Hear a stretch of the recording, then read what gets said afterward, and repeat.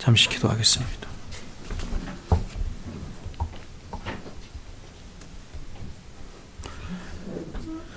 거룩하신 하나님 아버지, 2000년 전 요한을 통하여 우리에게 주신 이 말씀, 생명의 말씀인 줄로 믿습니다. 이 시간 우리의 머리를 조아리고 생각을 조아려서 또 중심을 다하여서 주님을 사랑하는 마음으로 주의 말씀을 듣게 하여 주십시오. 우리의 교만과 우리의 의와 우리 안에 있는 모든 부패한 것들 주의 성령께서 결박하여 주시고 가난하고 애통한 심령으로 주의 말씀을 듣게 하여 주시옵소서. 하나님 아버지, 말씀을 통하여 하나님의 은혜가 강수같이 이 시간에 우리들의 심령을 젖게 하여 주시옵소서. 예수님의 이름으로 기도하옵나이다. 아멘. 네.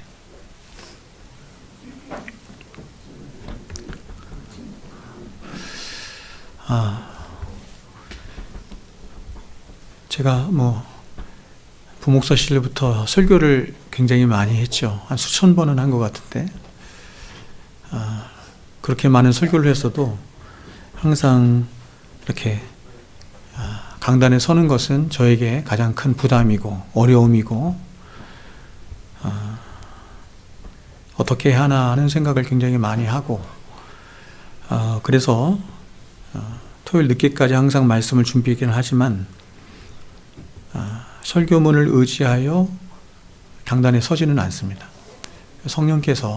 성령을 의지하여 성령께서 이 시간 우리들에게 필요한 은혜를 주시도록 기도하며 섭니다. 지난 한 주간 동안 요한복음 21장 말씀을 제 마음에 두고 많이 묵상을 하고 생각을 하였습니다. 사실은 이 말씀을 여러분과 함께 나누기를 원하지만 저에게 하시는 말씀이다 라고 하는 생각을 굉장히 많이 해서 개인적으로 저에게 이렇게 좀 적용하는 말씀이어서 여러분께 죄송한 말씀이 있지만 그러나 함께 이 말씀의 은혜를 함께 나누기를 원합니다. 우리가 지난주에는 야곱 이야기를 나누었죠. 성경에 나오는 어떤 인물들의 이야기를 그 인물 속에 행하시는 하나님의 이야기죠. 그 이야기들을 좀 나누면 좋겠다 생각을 하는데 오늘은 베드로에 관한 이야기를 나누도록 하겠습니다. 이제 목사는 이렇게 어떤 것을 말씀을 전해야 되나, 그렇죠? 여러분에게 어떤 말씀을 먹여야 되나라고 하는 것을 이렇게 생각을 하거든요. 늘 생각을 하면서 주일날은 어떤 말씀을 전하고 수요일날은 어떤 말씀을 전하고 이런 식으로 그리고 또 이제 이런 생각을 하거든요. 그래서 제가 이제 오늘은 이제 베드로에 관한 말씀을 좀 전하고 다음 주부터 제가 생각하기로 이제 산상수훈 말씀이 끝났는데 기도에 관한 말씀을 여러 주 좀 전하면 좋겠다 하는 생각이 좀 들어서 기도에 관한 말씀을 부활절까지 좀 전하고 부활절 이후에는 제가 예전에 말씀을 전했던 건데 요한복음 말씀 세례 요한에게 하셨던 세례 요한을 통하여서 말씀하셨던 그 말씀을 여러 주에 걸쳐 또 전하면 좋겠다 생각하고 그리고 또 이제 고난주간에는 예수님이 이 세상에 계시는 동안 마지막으로 하신 십자가에서 하신 그 말씀들 가상 7원이라고 하는데 그 말씀을 일주일 내내 함께 말씀을 좀 나누면 좋겠다라고 하는 생각을 제가 합니다. 앞으로 제가 이제 50대 중반이 조금 이제 넘어서고 있는데 한 15년 정도 이렇게 남았잖아요. 그래서 15년 남은 동안 하나님께서는 저에게 모든 성경을 전할 것을 저에게 명령하셨기 때문에 제가 이제 선택을 하는 거거든요. 제가 모든 성경을 다 전할 수 없기 때문에 선택을 하는 것입니다. 어떤 식으로 말씀을 성도들에게 가르칠 것인가, 전할 것인가. 그래서 제가 많이 고민하고 생각하는데 제 인생의 마지막으로, 제 목회의 마지막으로 전하고 싶은 말씀은 사실 창세기 말씀인데 여하튼 여러분 저를 위해서 기도해 주십시오. 건강을 위해서 좀 기도를 해주시고 어저께도 좀 몸이 굉장히 많이 아파서 말씀 주면 좀 어려웠는데 몸 건강을 위해서 좀 기도해 주시고, 무엇보다도 하나님을 사랑하는 마음으로 주님을 사랑함 안에서 말씀을 준비하고, 여러분의 영혼을 사랑하는 마음 안에서 말씀을 잘 준비하여 전하고, 또 여러분에게 적절한 말씀들을 잘 영감 있게 전할 수 있도록 그렇게 기도를 부탁을 드립니다. 오늘은 베드로 이야기를 좀 하겠습니다. 오늘 우리가 요한복음 21장을 읽었는데요. 여러분 요한복음 21장을 읽으면서 좀 이상하다는 생각을 하진 않았습니까? 요한복음 전체 말씀을 쭉 가다가 요한복음 21장에 딱 왔을 때, 마지막인데 21장 마지막이었을 때 왜 여기에 이런 말씀이 있나 하는 생각을 혹시 하지는 않으셨나요? 굉장히 뜬금없잖아요. 그래서 많은 주석가들은 말하기를 이 요한복음 21장의 말씀을 요한복음의 부록이다 이렇게 많이 이야기를 합니다. 그러나 여러분 엄밀히 말하면 제가 중간 설명을 좀 차치하고 엄밀히 말하면 이 요한복음 21장은 요한복음의 부록이다라고 말하기보다는 마태, 마가, 누가, 요한복음, 사복음서죠.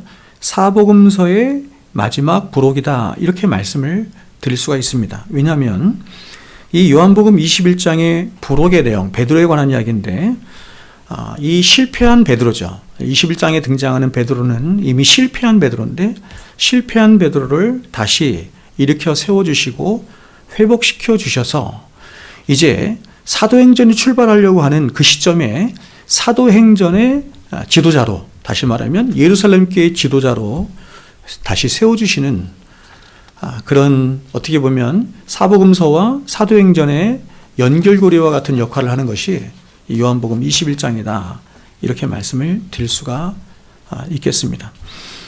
그러므로 여러분 이 요한복음 21장은 이런 것이죠. 실패하고 넘어졌고 미끄러졌던 한 인간이 그래서 하나님 앞에서나 사람 앞에서나 교회 앞에서나 아무 쓸모없는 그런 한 인간이 어떻게 가장 위대한 예루살렘 교회의 지도자로 서게 된 것인가, 또 사도로 그렇게 사용받을 수 있는 것인가 하는 것을 보여주는 하나님의 이야기, 그죠?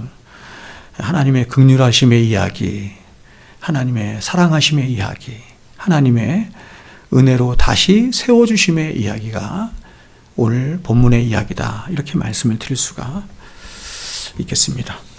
자, 그런 관점으로 오늘 말씀을 함께 한번 보면 좋겠다 생각을 합니다.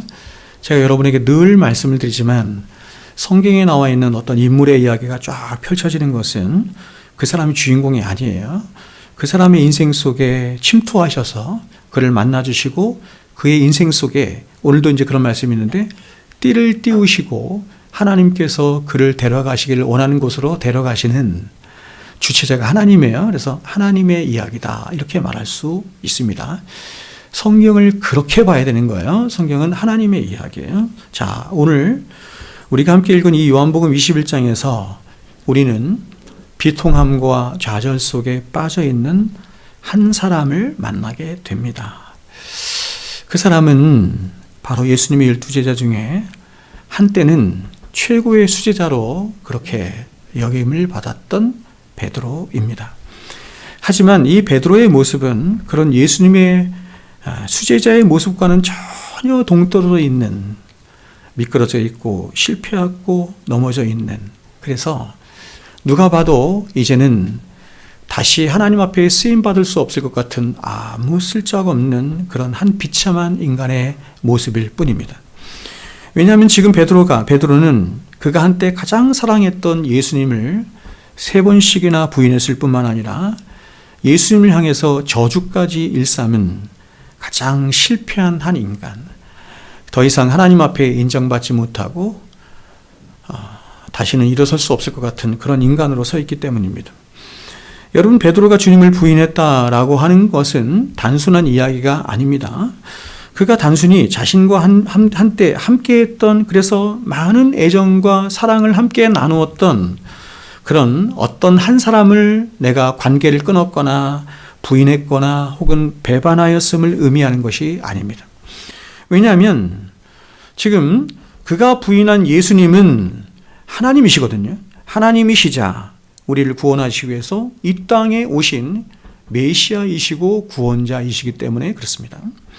그러므로 베드로가 예수님을 부인했다라고 하는 것은 단지 베드로 한 개인의 인생의 한 관계에 어떤 여러 관계가 있는데 그런 여러 관계, 그 한 관계의 부분이 실패한 것의 차원을 넘어서는 거예요.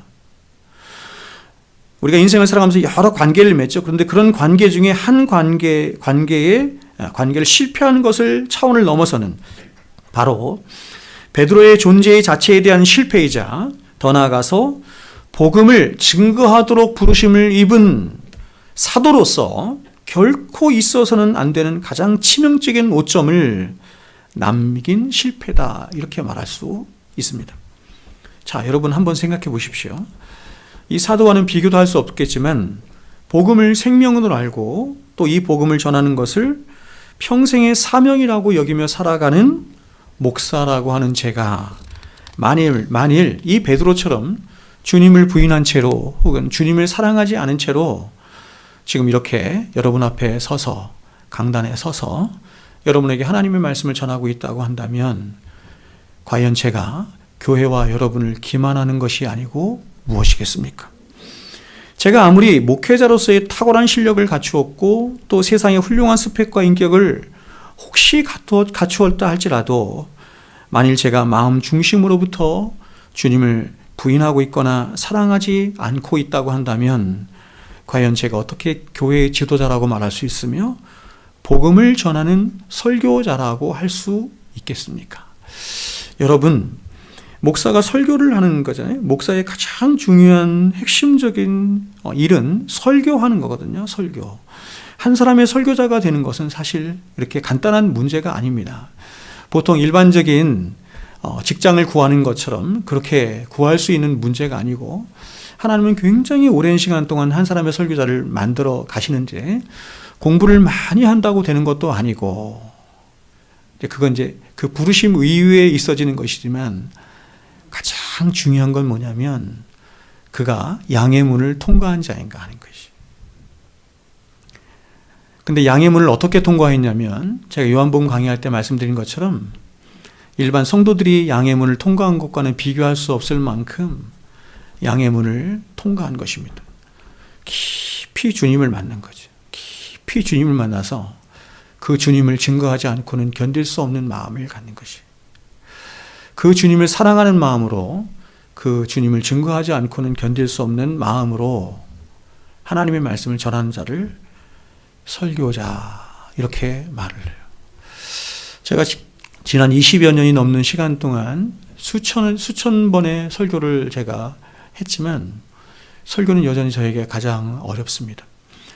이유가 무엇이냐면 그저 설교를 하기 위해서 제가 신학 공부를 열심히 하고 책을 살피고 설교 준비를 열심히 한다고 해서 설교자가 될 수 있는 게 아니거든요.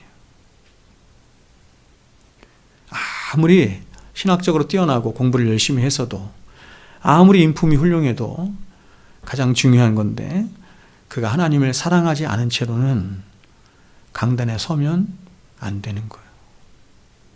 근데 여러분 이게 얼마나 어려운지 여러분 아시잖아요. 왜냐하면 제가 20년 넘게 설교를 했지만 어떻게 20년이 넘도록 여러분 한 번도 변하지 않고 한결같이 그렇게 주님을 사랑할 수 있겠어요? 그래서 이게 어려운 거예요. 이게 굉장히 어려운 겁니다. 저는 일주일에도 5번씩 설교 강단에 서는데 이게 너무 어려운 거예요. 설교문이 준비되지 않아서가 어려운 것이 아니라 나의 영적인 상태가 어떤가? 내가 과연 주님을 사랑하고 있는가? 더 나아가서 여러분의 영혼을 사랑하고 있는가? 이 준비가 되지 않으면 사실 우리 믿음의 스승들은 그렇게 말했습니다. 강단에 서면 안 된다. 이렇게 말을 했어요. 이게 어려운 거죠. 저를 목양해 주는 스승도 없고 저의 유일한 목양자는 하나님뿐이신데 그래서 이 설교자에게 사실은 굉장히 중요한 자리 중에 하나가 뭐냐면 기도의 자리거든요. 이 기도의 자리를 놓치거나 기도의 자리를 소홀히 하게 되면 이 하나님과의 관계가 소홀해져서 설교자로서 설 수 없는 것이 굉장히 어려운 거죠. 그래서 여러분 설교자는 굉장히 외롭습니다. 굉장히 외롭고 때로는 힘들고 하나님의 말씀에 감동이 없을 때는 정말 몸부림치듯이 그렇게 하는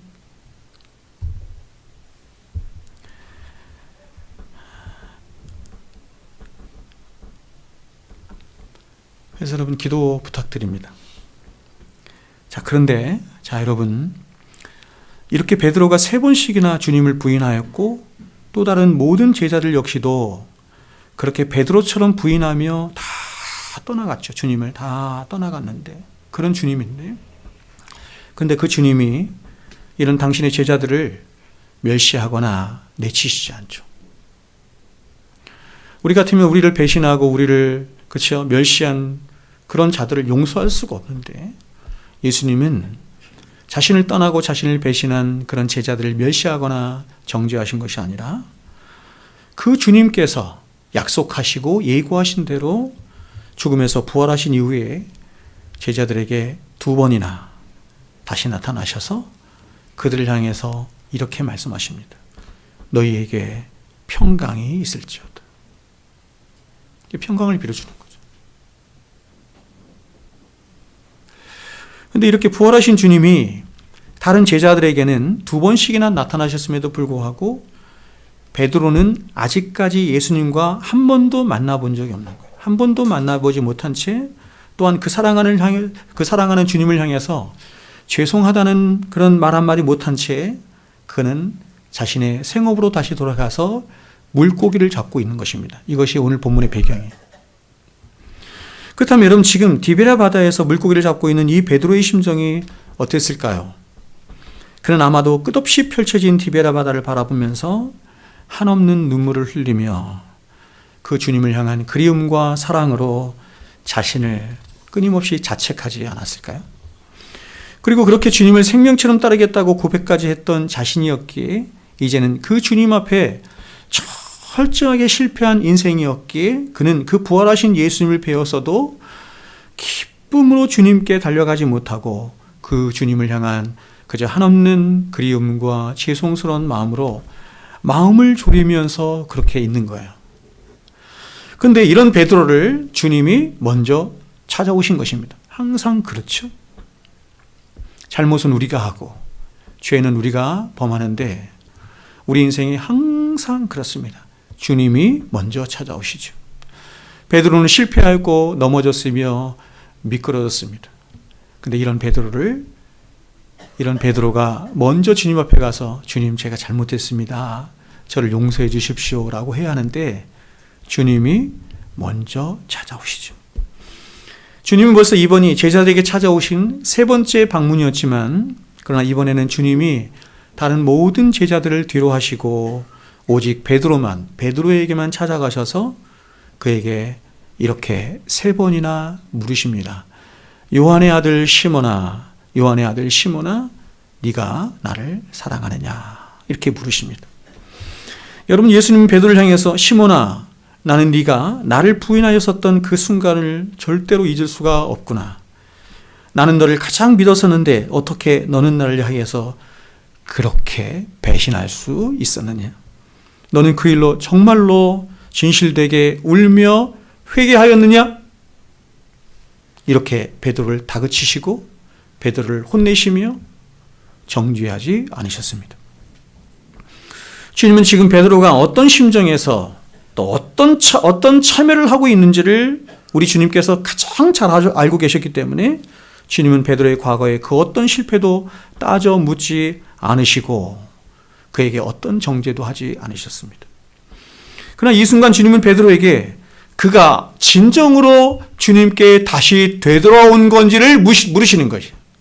이것을 교리적으로 말하면 네가 정말로 참되게 회심한 것인지를 물으시는 거예요. 근데 그 물으심을 어떻게 하냐면 네가 날 사랑하느냐 하는 물음으로 물으시는 거예요. 그러니까 주님이 요한의 아들 시몬아 네가 나를 사랑하느냐라고 하는 이 질문 속에는 바로 회심에 관한 교리가 숨어 있는 것입니다. 여러분 역사상 가장 경건했던 청교도들은 회개를 혹은 회심을 2가지로 나누어서 설명을 하였습니다. 그것은 바로 율법적 회개와 복음적 회개가 바로 그것입니다. 데이비드 콜쿤 같은 사람은 회개를 3가지로 나누어 설명하지만 사실상 회개는 두 가지다 이렇게 말을 할 수가 있습니다.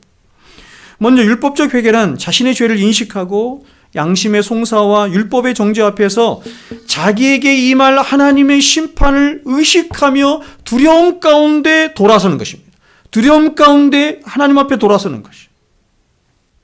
쉽게 말해서 지옥 갈 것이 두렵고 형벌이 두려워서 회개하고 돌이키는 것입니다. 그러나 여러분, 이것은 회개의 동기 자체가 자기 사랑에 있기 때문에, 자기 보호에 있기 때문에 온전한 회개가 아니라고 말할 수 있습니다. 이것은 그저 자신에게 임할 공포와 두려움 때문에 슬퍼하고 울며 돌이키는 것입니다. 매맞을 것이 두려워서, 혹은 형벌이 두려워서, 지옥 갈 것이 두려워서 억지로 다는 것이, 억지로 믿는 것이죠. 그러나 여러분, 이와는 다르게 복음적 회개라고 하는 것이 있습니다. 이 복음적 회개는 회개하는 동기가 예수님을 향한 사랑에 있는 회개입니다. 그러므로 이 복음적 회개는 그 중심이 자신이 아닌 누구에게 있냐면 주님께 있는 것이에요. 즉, 이 복음적 회개는 죄인된 자신을 위하여 모든 고통과 질고를 다 당하시고 십자가에서 나를 위하여 대신 죽으신 그 주님을 향한 한없는 사랑이 동기가 되어서 자신 안에 있는 죄를 미워하고 슬퍼하며 그래서 그 죄로부터 돌이키는 것을 복음적 회개라고 하는 것입니다. 그러므로 여러분, 이 복음적 회개에 이른 진실한 영혼은 죄를 바라보는 관점도 다르고 율법을 바라보는 관점도 이제 달라지는 거예요. 주님을 만나기 이전의 죄와 주님을 만나기 이전의 율법을 바라보는 관점과 주님을 만난 이후에 바라보는 관점이 다른 것이에요.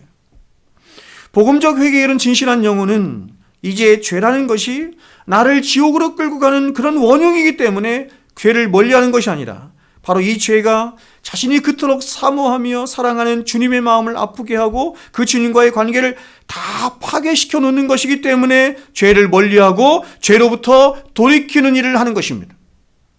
마찬가지로 복음적 회개에 이른 성도는 이제 더 이상 율법을 하나님의 공의와 하나님의 진노를 만족시켜 드리기 위한 수단으로 생각하는 것이 아니라 자신이 사랑하는 주님과 더 친밀하고 더 풍성한 관계를 갖기 위한 은혜의 수단으로서 생각하는 것이 바로 율법이 되는 것입니다. 우리는 주님을 사랑하게 되었습니다. 그래서 주님께 묻는 것이에요. 주님, 내가 주님을 사랑합니다. 내가 주님을 어떻게 사랑할 수 있습니까? 라고 할 때 주님께서 제시하여 주시는 것이 그것이 바로 율법이에요. 그래서 우리는 율법을 사랑하게 되는 거예요. 예수님을 믿기 전에는 율법이 두려운 것이 되었습니다. 왜냐하면 율법 앞에 우리는 정죄를 당하니까. 그러니까 예수님을 믿은 후에는 그 율법을 정죄의 수단이 아닌 주님을 사랑하는 수단으로, 은혜의 수단으로 내게 다시 오는 거예요. 그러므로 여러분, 이 율법적 회개가 진정으로 회심한 자의 구원의 수단 가운데 있는 가장 중요한 구원의 서정의 한 과정이기도 하지만, 그러나 참다운 회심은 반드시 이 율법적 회개를 지나서, 율법적 회개가 끝이 아니고 율법적 회개를 지나서 복음적 회개에 이르는 필연을 갖게 되는 것입니다. 그래서 사도는 이 율법적 회개와 복음적 회개의 관계를 로마서 8장에서 우리들에게 이렇게 말씀했습니다. 들어보십시오. 로마서 8장 15절. 너희는 다시는 무소하는 종의 영을 받지 아니하고 양자의 영을 받았으므로 우리가 아빠 아버지라 부르짖느니라. 여러분, 여기서 두 가지가 지금 비교되고 있죠. 하나는 뭐냐면 무소하는 종의 영이고 하나는 양자의 영이에요. 여기서 무소하는 종의 영이란 율법적 회개에만 머문 영혼이에요. 거기에만 머문 영혼으로 형벌에 대한 두려움 안에 있는 영혼을 말하는 것입니다. 그래서 무소하는 종의 영이에요, 이게. 그러나 양자의 영이란 복음적 회개에 이른 영혼으로 하나님을 사랑하게 된 영혼을 말하는 것입니다. 율법적 회개를 거쳐서, 그러니까 무소하는 종의 영을 거쳐서, 율법적 회개를 거쳐서 이제 양자의 영에 이른 것입니다. 그래서 그는 하나님을 사랑하게 되었기 때문에 하나님을 향해서 이제 어떻게 부릅니까? 아빠, 아버지라 부르게 되는 것이에요.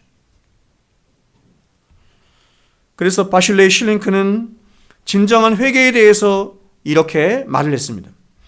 진정한 회개란 회개하면 형벌을 받지 않을 것이라는 얄팍한 요행심 때문에 죄를 고백하는 것이 아니고 이 죄에 대한 마땅한 형벌이 내게 임한다 할지라도 하나님과의 관계가 회복되기를 간절히 바라는 하나님 아버지를 향한 그 한없는 사랑으로 인해서 슬퍼하는 것이 성경이 말하는 진정한 회개다.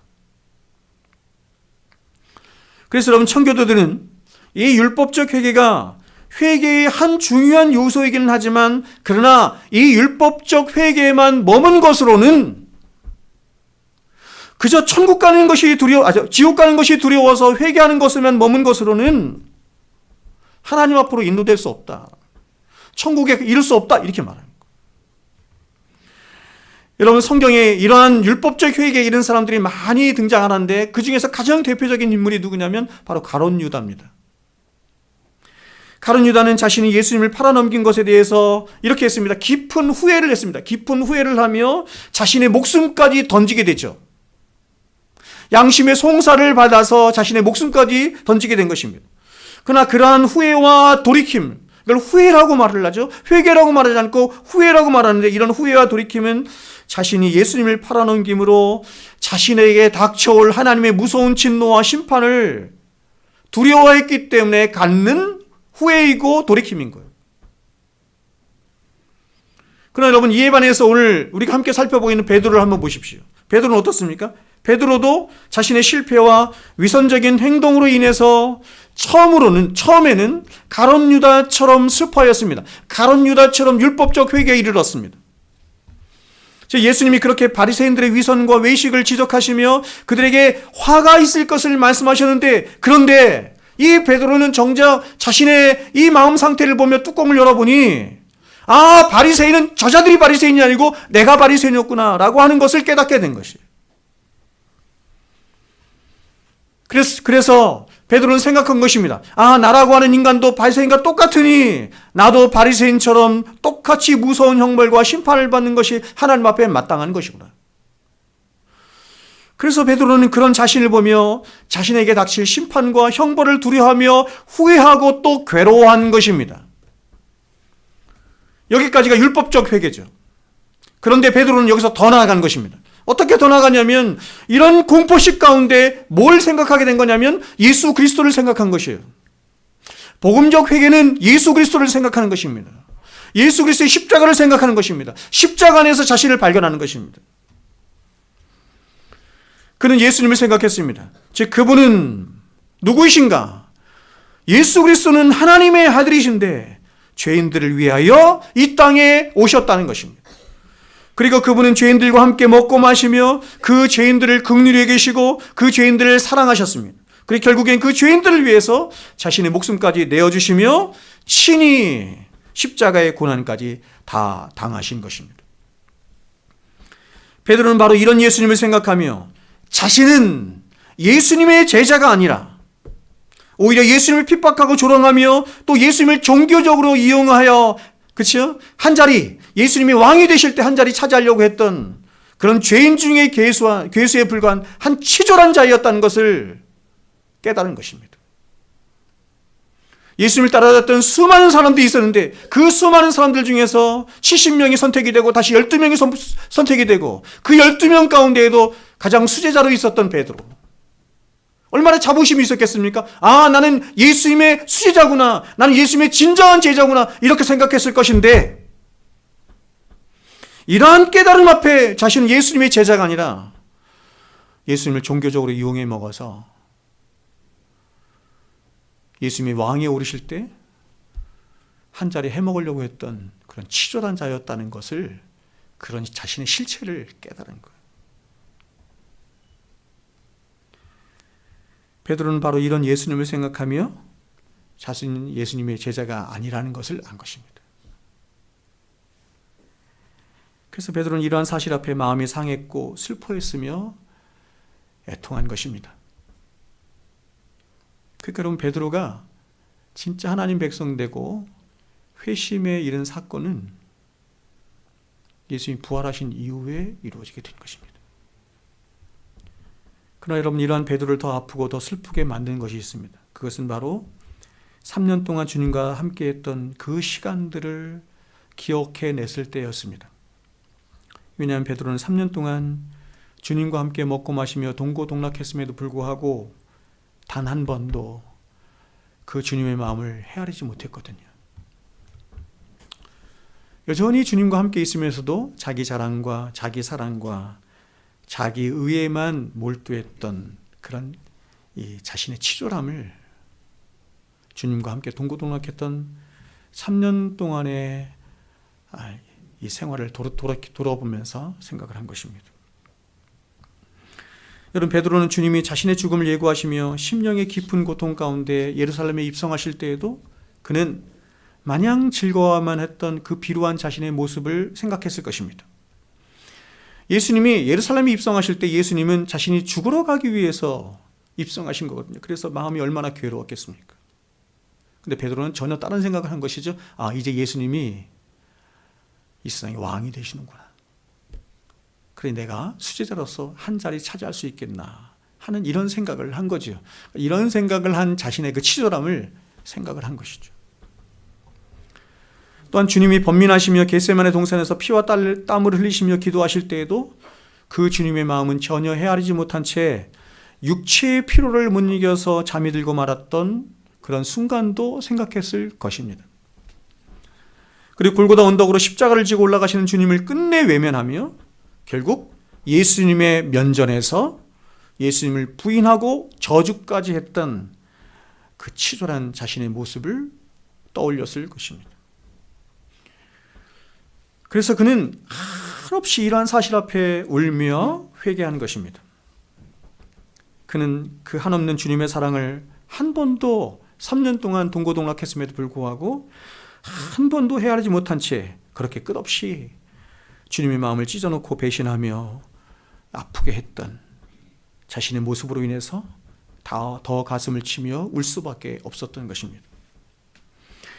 그렇게 이렇게 과거 자신을 향한 한없는 후회와 아픔, 그리고 주님을 향한 한없는 죄송스러움과 끝없는 그리움으로 늘 가득 차 있었던 베드로였기 때문에 그는 주님이 부활하셨다는 소식에 가장 먼저 달려갔던 것이고, 또 오늘 이렇게 주님의 제자들을 찾아와 이 디베랴 바다, 갈릴리 바다에 오셨을 때에도 그는 자신의 옷을 벗어 던져버리고 주님께 나아갔던 것입니다.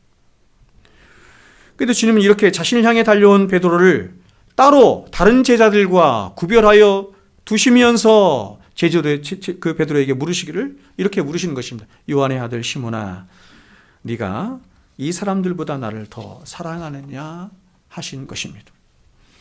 주님은 당신이 부활하신 후에 이미 2번에 걸쳐서 제자들을 찾아오셨음에도 불구하고 이번이 3번이거든요. 이번에 3번째 찾아오셨지만 이번에는 베드로만을 당신 앞에 두셨습니다. 12 제자를 이렇게 같이 두신 것이 아니라 그 중에서 베드로만을 따로 두시고 아주 개인적이고 특별하게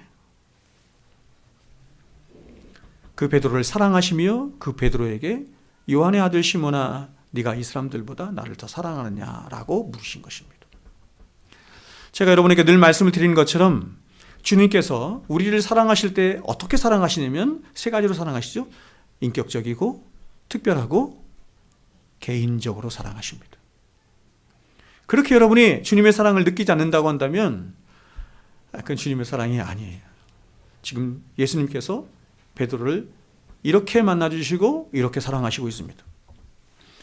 여기서 이 사람들로 번역된 말이 히라보 원문에는 지시대명사로 되어 있습니다. 그래서 대부분의 영어 성경에도 이 사람들을 지시대명사 this의 복수 형태인 these 이렇게 번역을 했습니다. 그럼 우리 이 말을 먼저 사물로 번역하면 이렇게 말할 수 있죠. 너는 이 세상에 있는 그 어떤 사물보다 나를 더 사랑하느냐? 이런 의미가 될 수 있을 것이고, 또 이 말을 2번째로 사람으로 번역하면 너는 이 세상에 있는 그 어떤 사람보다 나를 더 사랑하느냐? 주님께서는 이것을 누가복음에서 이렇게 풀어서 말씀하셨죠. 네가 네 부모와 자식과 그 누구를 그쵸? 나보다 더 사랑하면 나에게 합당치 아니하니라. 어느 번역이 옳든지 분명한 것은 이 세상에 너는 이 세상에 있는 그 어떤 것보다 진정으로 나를 더 사랑하느냐 이렇게 물으신 거예요. 회심의 역사는 이렇게 오는 것입니다. 회심의 역사는 세상과 나는 간 곳 없어지고 나를 구속하신 주님만 보이게 되는 거예요. 그래서 주님은 이 질문을 3번에 걸쳐서 베드로에게 물으신 후에 3번의 답변을 베드로에게 반드시 받아내신 거예요. 주님은 우리에게 그 답을 받아내기를 원하세요. 여러분, 지금 베드로는 이 세상 그 누구보다도, 그리고 어느 것보다도 예수님을 가장 사랑하는 자가 되었습니다. 왜냐하면 더 많이 사함을 받은 자가 더 많이 사랑하게 되는 법인데, 베드로는 그 어떤 사람들보다 더 많은 용서와 더 많은 사함을 받은 자가 되었기 때문입니다. 그러나 베드로는 네가 나를 사랑하느냐라고 하는 그 주님의 질문에 선뜻 그렇게 대답을 할 수가 없었습니다. 왜냐하면 과거 자신의 이력이 있거든요. 지금 자신이 주님을 생명처럼 사랑하고 있지만, 그리고 그것은 너무나 분명한 사실이지만, 그럼에도 불구하고 베드로 자신은 오래전도 아니고 단 며칠 전에 주님을 3번이나 부인했던 가장 치졸한 이력이 있는 사람이었기 때문에 그렇습니다. 그렇게 누군가 이런 베드로를 향해서 너는 그렇게 주님을 사랑한다고 하는 자가 어떻게 며칠 전에는, 단지 며칠 전에는 그렇게 주님을 배반하고 저주까지 할 수 있었던 것이냐라고 묻는다면 베드로는 아무런 말도 할 수가 없는 것이죠. 얼마나 우리와 똑같은지 모르겠습니다. 여러분, 과거 베드로는 죽는 것이 두려워서 예수님을 배신하고 저주까지 했던 사람입니다. 그리고 이것은 명백한 사실입니다. 이 얘기는 뭐냐면, 그렇게 하나님이신 예수님, 구원자이신 예수님을 부인할 만큼의 죄가, 그 무서운 죄가 우리 안에 있음을 말하는 거예요. 그래서 그는 그 죄로 인해서 무너졌고 실패했고 주님을 향한 가장 큰 죄를 저질렀는데, 배교의 죄를 저지른 것입니다. 배교는 구원을 못 받아요. 그러나 지금 베드로는 어떠냐면, 그는 이 세상 누구보다 주님을 향한 가장 크고 진실한 사랑 가운데 있습니다. 그리고 이것도 명백한 사실입니다.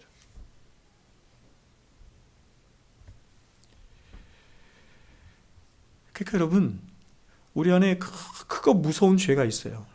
메시아이시고 하나님이신 예수님을 저주하고 떠날 만큼 그 무시무시한 죄가 있는데, 그런 죄를 넘어서서 그 주님을 사랑하고 주님을 소망하고 주님을 위하여 나의 생명까지 드릴 수 있을 만큼의 그 위대한 믿음을 주시는 분이 또한 우리 주님이신 것입니다. 그런데 사람들은 이 모순된 2가지 사실을 보면서 이 2가지 사실은 결코 양립할 수 없는 것이라고 말을 하는 것입니다.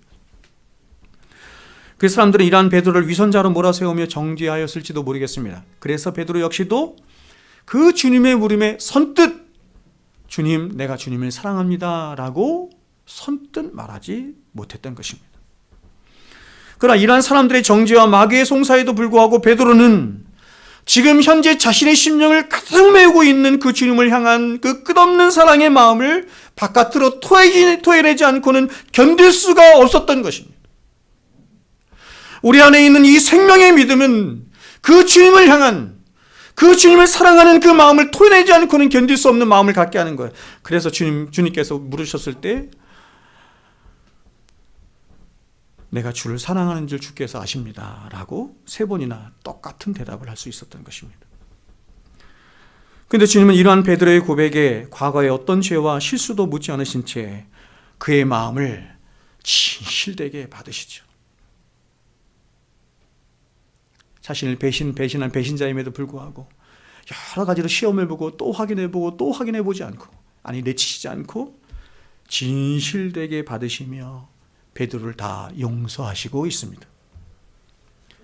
그리고 이제 다시는 일어설 수 없고 회복할 수 없을 것 같았던 베드로에게 너무나 놀랍고 황송하게도 주님은 자신의 핏값으로 세우신 교회를 맡기시죠. 교회를 맡기시고 또 당신의 생명과도 같은 양들을 먹이게 하시는 그런 위대한 목양의 사명을 감당하는 자로 세우십니다.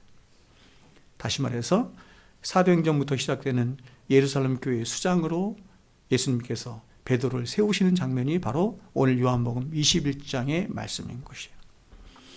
그래서 주님은 자신을 사랑한다고 고백하는 베드로를 향해서 이렇게 말씀한 것이요. 내 양을 먹이라.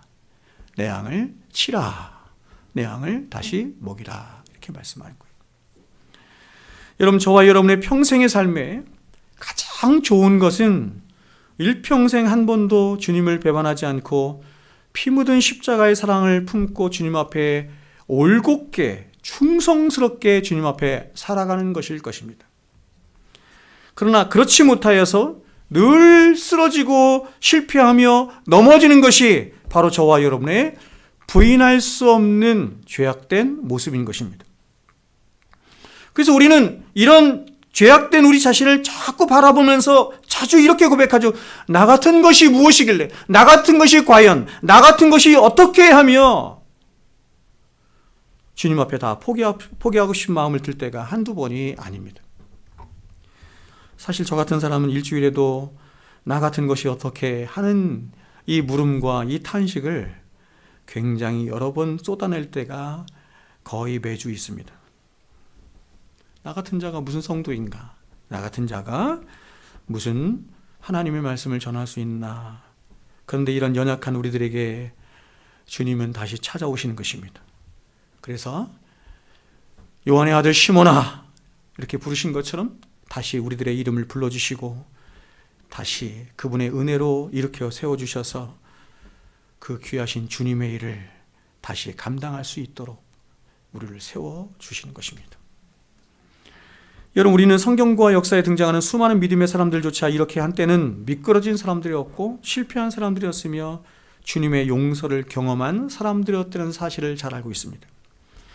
그러나 그들이 그렇게 한때는 실패했고 넘어진 자들이었으나 그들은 그렇게 자신이 그런 실패한 자리 속에서, 좌절한 자리 속에서 자신의 깊은 죄악의 실체와 실상을 보게 되었으며 또한 그 가운데 부어주신 말할 수 없는 하나님의 긍휼하심과 은혜와 사랑을 바로 그 실패한 자리에서, 넘어진 자리에서, 미끄러진 자리에서 하나님의 은혜와 사랑을 더욱더 선명하게 본 것입니다. 그래서 그들은 그러한 실패와 넘어짐 속에 알게 되고 깨닫게 되고 경험하게 된 그 측량할 수 없는 십자가의 사랑 앞에 한없이 목 놓아 운 것이며 다시금 잃어버렸던 소망을 바로 그 자리에서, 회개하는 그 자리에서 회복하고 이제 다시 주님을 섬기며 복음을 위해서 자신을 드리는 그런 헌신이 있는 제자의 삶으로 자신을 하나님 앞에 드리는 결단을 하게 된 것입니다. 여러분, 지금 주님은 이렇게 실패한 베드로를 다시 부르시고 회복시켜서 이제 예루살렘 교회의 지도자로 세우시고 있습니다. 그런데 주님은 이렇게 자신의 피값으로 사신 교회와 양떼들을 베드로에게 맡기시며 베드로야, 네가 이 교회를 위해서 힘을 다하여 수고하며 충성할 수 있겠느냐? 이렇게 묻지 않으셨습니다. 또한 내가 나의 양떼를 위하여 날마다 수고하며 그렇게 헌신할 수 있겠느냐라고도 묻지 않으셨습니다. 이것은 주의 말씀을 전하는 모든 목양자들에게 한결같이 해당되는 소명의 절대적인 시금석입니다. 어떤 사람들은 한국교회 실상을 바라보면서 야, 이 한국교회 이래서 되겠나? 내가 사명감을 가지고 내가 목사가 되어서 말씀 전하는 자가 되어서 이 땅을 고치리라. 그래서 신학교에 가는 사람이 있어요. 가면 안 돼요. 그렇게 가는 것이 아니에요. 모든 주님의 종들은, 모든 설교자들은, 모든 사명자들은 다 한결같이 양의 문을 통과해야 되는 것입니다.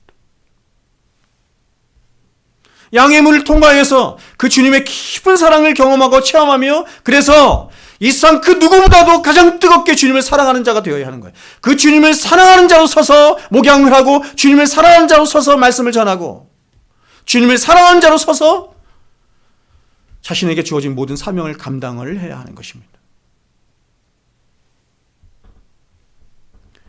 주님이 이 위대한 사명을 베드로에게 주시며 물으신 것은 딱 한 가지예요. 3번 물으시죠. 반복해요. 이게 절대적인 시금석이라는 것입니다. 네가 나를 사랑하느냐?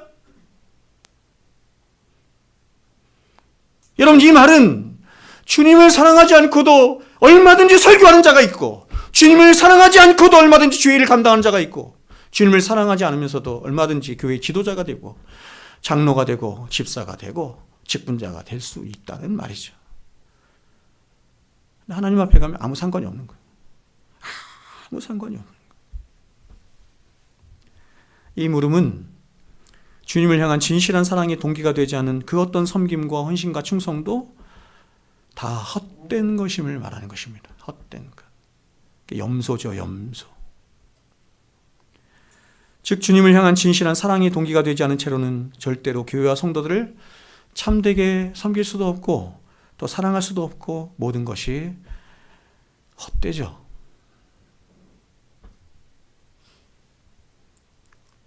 제가 주님을 사랑하지 않은 채로 지금 여러분에게 말씀을 전하고 있는 것을 만약에 여러분이 안다면 얼마나 이게 비극이겠습니까?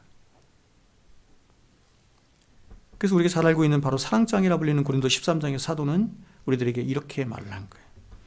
내가 사람의 방언과 천사의 말을 할지라도 사랑이 없으면 소리나는 구리와 울리는 꽹과리가 되고.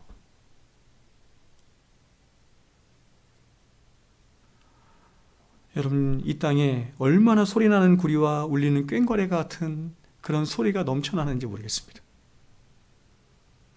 내가 예언하는 능력이 있어서 모든 비밀과 모든 지식을 알고 모든 또 산을 옮길 만한 모든 믿음이 있을지라도 엄청난 일들을 행하는 것입니다. 교회를 개척하고 병을 고치고 엄청난 이적들을 행하고 산을 옮길 만한 믿음이 있는데 사랑이 없으면 내가 아무것도 아니라는 것입니다. 내가 내게 있는 모든 것으로 보세요. 더 나아가죠. 구제하고 내 몸을 불살에게 내어주는데 사랑이 없으면 내게 아무 유익이 없어요. 기독교는 윤리와 도덕을 말하는 종교가 아니에요. 그것을 추구하는 종교가 아니에요. 세상을 이롭게 하기 위해서 세상에 어떤 많은 좋은 것들을 퍼다주는 그것을 위해서 있는 종교가 아니에요. 세상을 1차적으로 교회는 세상을 위해서 존재하지 않습니다.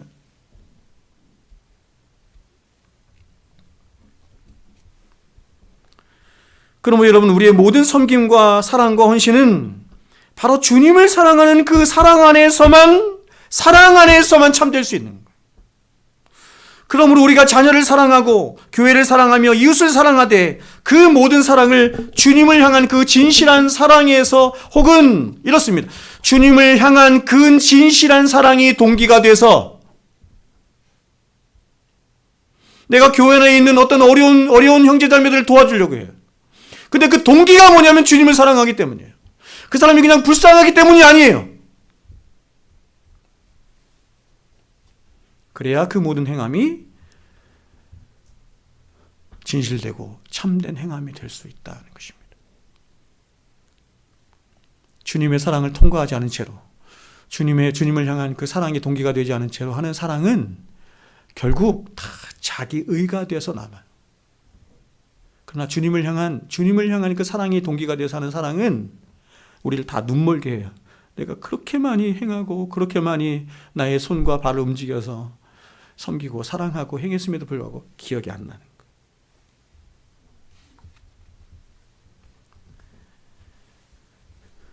이제 이렇게 3번이나 거듭해서 물으시는 주님의 물음에 베드로는 고민과 근심 어린 마음으로 내가 주님을 사랑하는 것을 주님도 아십니다. 라고 아주 힘겹게 대답을 합니다. 그러자 예수님은 이러한 베드로를 향해서 이렇게 말씀하십니다. 18절이죠. 내가 진실로 내게 이르노니 네가 젊어서는 스스로 띠뛰고 원하는 곳으로 다녔거니와 늙어서는 네 팔을 벌리더니 남이 네게 띠띠우고 원하지 아니하는 곳으로 데려가리라. 여러분, 주님을 사랑하지 않는 자가 이렇게 주님께서 18절을 통해서 말씀하시면 활짝 놀랄 것입니다. 내가 주님을 사랑한다고 하는데 주님 어떻게 이렇게 말씀하실 수 있어요? 그러나 주님을 진실로 사랑하게 되면 이 말씀이 얼마나 황공스러운지를 알게 되는 거예요. 이 말씀이 얼마나 은혜스러운 말씀인지를 알게 되는 거예요.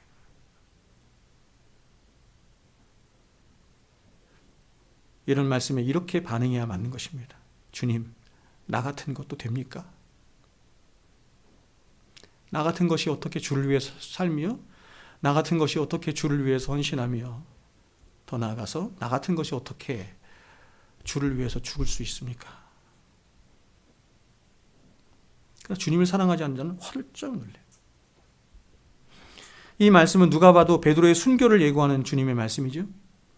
그러므로 모든 것을 요약해서 말하면 주님은 네가 나를 사랑하느냐라고 3번 물으신 후에 그렇습니다 라고 고백하는 베드로를 향해서 그래, 네가 진실로 나를 사랑한다고 한다면, 그리고 그것이 정말 사실이라고 한다면 너는 나를 위해서 죽어야 한다, 이렇게 말씀하는 거예요. 여러분, 이게 기독교거든요. 우리는 여기서 오늘날 유행하고 있는 거짓되고 타락한 번영의 복음, 성공의 복음, 긍정의 복음, 이런 것이 이 주님이 말씀하신 말씀 가운데 설 자리가 단 1도 없다는 사실을 보게 됩니다. 오늘날 여러분, 얼마나 많은 사람들이 예수님을 믿는데 품위 있게 믿으려고 하는지 모릅니다. 멋지게 믿고 싶어하고 나이스하게 믿고 싶어하고, 더 나아가서 더 악한 것은 예수를 등에 업고 더 풍요롭고 나은 삶을 살고 싶어합니다. 그러나 여러분, 기독교에는 그런 가르침이 없습니다. 여러분, 여느 교회 현수막에 걸려있는 것처럼 예수님을 만나면 당신의 꿈이 이루어집니다 라고 하는 말처럼 기독교를 욕되게 하며 기독교의 복음을 왜곡시키는 것은 없어요. 여러분, 예수님 만나면 여러분의 꿈이 이루어집니까? 예수님을 만나면 그때부터 여러분의 모든 계획과 생각과 꿈과 모든 비전은 다 기각이 되는 거예요. 근데 반대로 얘기하거든요. 거짓 복음이죠. 여러분, 예수님 만난 이후로 지금까지 오시면서 여러분이 생각한 것, 여러분이 계획한 것, 여러분이 목적한 것, 여러분이 원하는 것, 이런 것들이 마음대로 잘 안 돼야 정상이에요.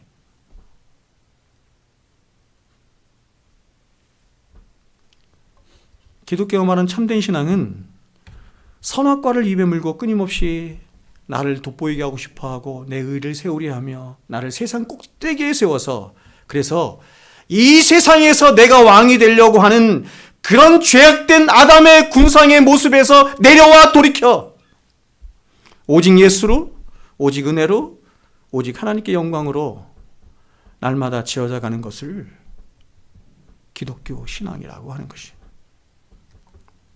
그래서 정말 예수 만난 사람은 자신의 평생의 소원을 자신 안에서 나는 쇠하여 가고 오직 예수 그리스도만 충만하여 가기를 소원하게 되는 것입니다. 이 말씀을 제가 여러분과 여러 번에 걸쳐서 예전에 나누었었는데 다시 한번 나누었으면 좋겠어요. 그러므로 여러분, 저는 단언코 말씀드리는데 우리가 주님을 믿는다고 하면서 그 믿음의 출발에 세상의 성공을 함께 나란히 놓으려고 한다면 그것은 절대로 기독교 신앙이 아니라는 것을 말씀을 드립니다. 주님을 열심히 쫓아가고 열심히 따라가다 보니 세상에서 성공도 할 수 있고 좋은 아파트도 살 수 있고 좋은 자동차도 탈 수 있고 승진도 할 수 있고 할 수 있는 거예요. 하지 말라는 얘기가 아니에요. 제가 늘 말씀드리지만 그것과 주님을 나란히 놓지는 않습니다. 주님도 영광 받으시고 나도 함께 영광 받는 기독교는 없어요. 우리의 인생의 목적은 하나입니다. 솔리데오 글로리아. 주님만 영광 받으시면 됩니다. 주님만 영광 받으시면 내가 가난한 자리를 가도 좋고 승진 못하는 자리를 가도 좋고 더 나아가서 내가 순교를 당하는 그 자리를 가도 나는 가장 기쁘고 영광스러운 것이에요. 하나님이 우리 아브라함의 이야기를 통해서 봤던 것처럼 우리를 그 자리로 은혜로 이렇게 밀어가시는 거예요. 그 자리로. 그게 기독교인 줄로 믿습니다. 주님은 지금 당신을 가장 사랑한다고 눈물로 고백하고 있는 베드로를 향해서 그래, 내가 그토록 나를 사랑하는 것을 이제 내가 확인했으니 이제부터는 내가 원하는 것을 내가 다 이루어주겠다. 이렇게 말씀하시지 않았어요. 오늘날 많은 사람들은 너희는 먼저 그의 나라와 그 의를 이루라. 그리하면 이 모든 것을 더하시리라. 라고 하는 마태복음 6장 33절의 말씀을 왜곡해서 마치 우리가 주님의 일을 먼저 하고 주님의 일을 우리가 우선시해서 하면 하나님께서 내가 원하는 모든 것들 다 하나님께서 책임져 주시고 다 뻥 튀겨서 몇 배로 그렇게 갚아주실 것처럼 생각하는 그런 복음 많죠? 그런 말씀 많죠? 거짓이요다.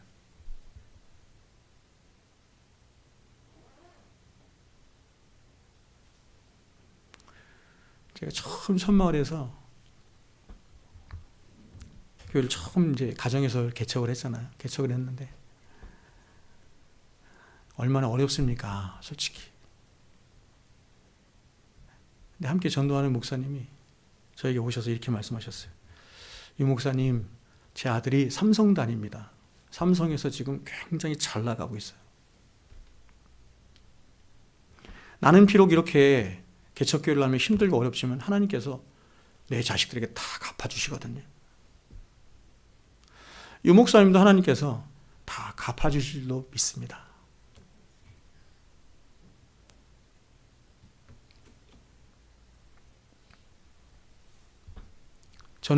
저도 제 평생 주님을 위해서 살고 싶고 제 아들도 제 딸도 여러분들도 주님을 위해서 사는 자가 되었으면 좋겠습니다.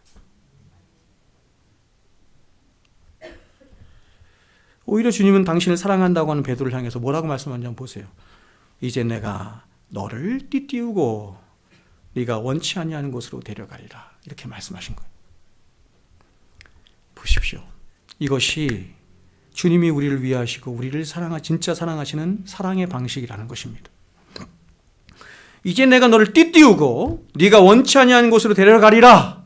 주님께서 여러분에게 이렇게 말씀하시면 그렇군요. 주님이 나를 이렇게 사랑하시는군요. 이렇게 받을 수 있겠어요?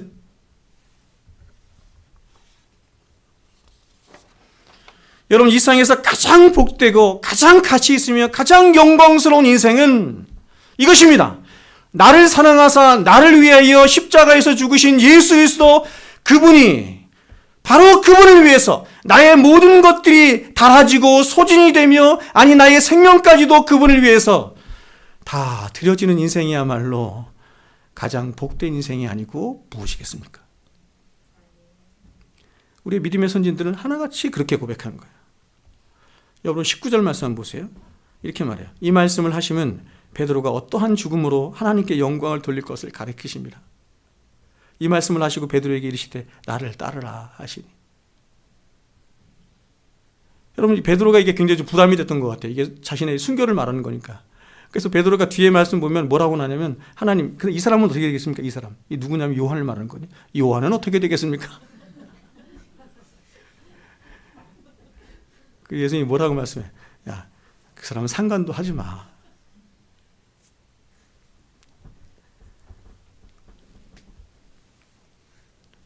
우리를 위해서 당신을 십자가에 내어주시기까지 우리를 사랑하신 그 주님이 우리에게 죽음까지 요구하시며 주님이 먼저 가신 그 길 함께 갈 것을 우리에게 말씀하시는 거예요.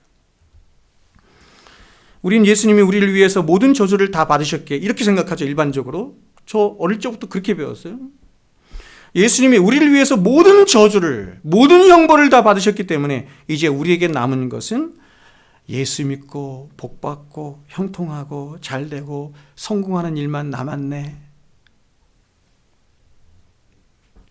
근데 여러분 오늘 말씀은 마치 주님은 내가 너를 위해서 희생하고 죽었으니 이번엔 네가 나를 위해서 희생하고 죽을 차례다. 이렇게 말씀하신 것처럼 들리잖아요. 여러분 이렇게 여러분이 말씀을 듣는다고 한다면 아직도 율법적 회개에 많이 머물러 있는 거예요. 모르는 거야 아직 주님의 사랑이 뭔지를. 주님의 사랑은 한결같아요. 우리를 위해서 고난당하실 때도 십자가에 죽으실 때도 우리를 사랑한다 말씀하실 때도 지금 이렇게 네가 나를 위해서 죽어야 한다라고 말씀하실 때도 주님의 사랑은 늘 한결같이 똑같은 것입니다. 그것이 아니죠. 주님이 우리를 띠띠우시고 우리가 원치 않은 것으로 가시기를 원하는 것은 바로 나를 나보다 더 잘하시고 나를 진정으로 사랑하시는 그 주님이 띠띠우시고 데려가시는 그 길에 생명이 있고 영광이 있고 구원이 있고 참된 가치로움이 있기 때문에 그런 거예요. 우리는 너무나 근시안적이기 때문에, 너무나 자기중심적이기 때문에 신앙생활을 해도 이렇게 신앙생활하는 거죠. 주님, 내 인생은 내가 그려갈 테니, 내가 계획할 테니, 내가 원하는 것을 따라서 내가 갈 테니 주님은 나를 도와주시는 분 좀 하나 계십시오. 그러니까 주님은 그렇게 말씀하시다는 거예요. 아니다 얘야, 내게 능력 주신 자 안에서 내가 모든 것을 할 수 있느니라. 그렇죠? 약할 때 강함 되신다는 말이 무슨 말이에요, 여러분? 레이즈 미 그 뭐죠? 그 노래. 이게 복음적인 노래가 아닌 거예요.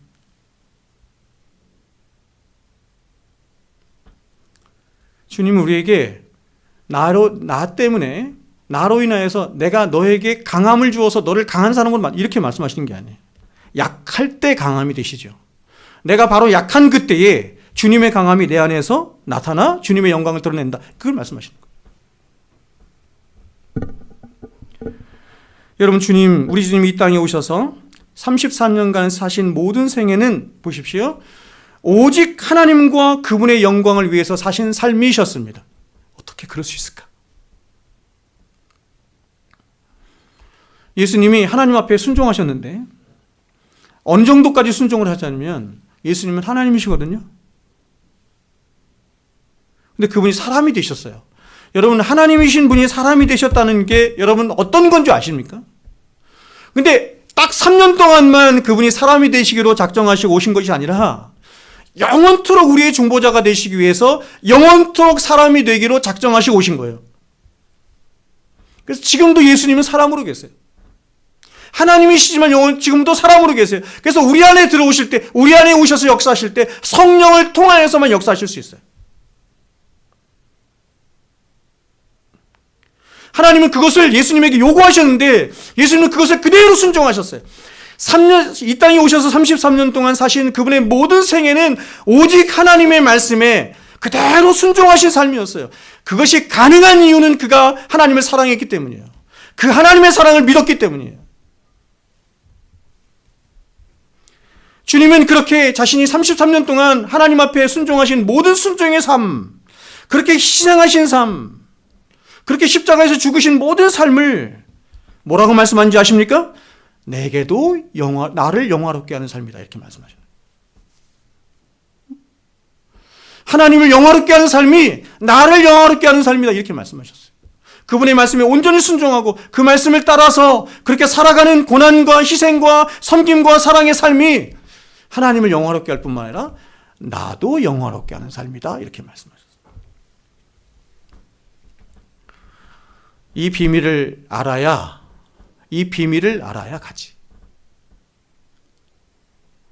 마찬가지로 저와 여러분을 가장 영화롭게 하고 가치롭게 하고 복되게 하는 삶 역시도 뭐예요, 여러분? 바로 하나님 그분과 그분의 영광과 그분의 나라를 위한 삶이기에 주님은 저와 여러분의 인생이 절대로 헛되고 무익한 삶이 되지 않도록, 절대로 이 세상에 묻히는 삶이 되지 않도록 저와 여러분을 그렇게 띠띠우시고 우리 인생 가운데 찾아오셔서 만나주시고 우리의 은혜로 계속 밀어가셔서 우리를 띠띠우시고 우리를 우리보다 더 잘하시고 더 사랑하시는 그분이 기뻐하시는 그 생명의 길로, 영광의 길로 우리를 데려가시는 거예요. 그래서 그 길이 순교의 길이라 할지라도 나를 더 잘하시고 나를 위하여 십자가에 내어주신 그 주님의 사랑을 내가 믿기에, 알기에 가는 거예요. 사도가 말하는 거예요. 사도행전에서 에베소 장로들과 이렇게 마지막 끝이야? 어디입니까? 밀레도 항구에서 작별 인사를 하면서 이렇게 얘기를 해요. 내가 예루살렘에 가면 성령께서 예루살렘으로 가라 한다, 나한테. 그래서 예루살렘에 가면 많은 고난과 핍박이 기다린다, 그렇게 말씀하신다는 거예요. 주님이 가라 명령하신 곳에 많은 핍박과 고난이 기다린다 말씀하신다는 거예요. 근데 사도는 이렇게 말을 해요. 내가 이 은혜의 복음을 전하려 하면은 나의 생명을 조금 더 귀한 것으로 여기지 아니하겠노라. 이게 사명감만 되고 그러는 게 아니죠. 그분을 그분이 어떤 분이신지를 알아서 그분을 믿고 나가는 거예요. 말씀 뵙겠습니다. 여러분, 우리 주님은 실패와 넘어짐과 좌절로 얼룩진 인생 가운데 있는 저와 여러분을 다시 일으켜 세우시죠. 다시 일으켜 가장 귀하신 주님을 섬기게 하시고 그분의 이름의 영광을 위하여 살도록 하세요. 왜요? 그러한 인생이 가장 복되고 영광스러운 인생이니까. 우리가 실패하지 않았더라면, 또 넘어지지 않았더라면, 그리고 모든 순간 믿음으로 살 수 있다고 한다면 얼마나 좋았을까요? 그러나 우리 주님이 저와 여러분에게 맡겨주신 그 모든 부르심의 일들이 저와 여러분을 가장 영광스럽게 하는 하늘 아버지의 일임에도 불구하고, 그런데 우리는 또 넘어지고 또 넘어지고 또 쓰러져.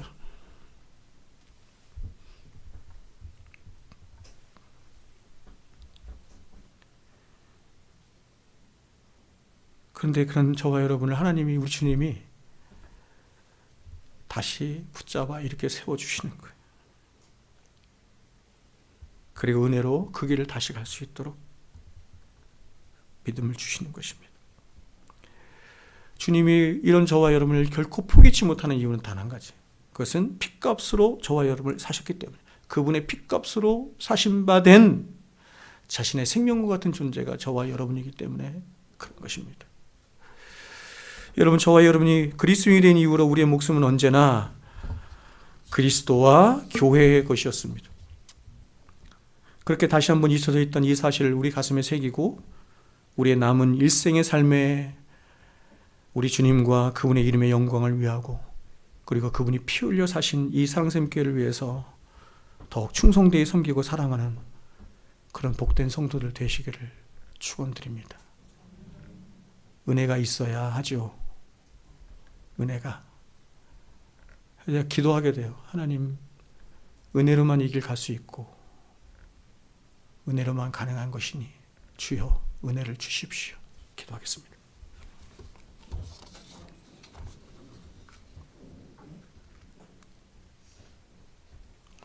세상 소망 다 사라져가도 주의 사랑은 끝이 없으니, 세상 소망 다 사라져가도 주의 사랑은 끝이 없으니, 살아가는 이 모든 순간 주 은혜임을 믿게 하여 주시옵소서.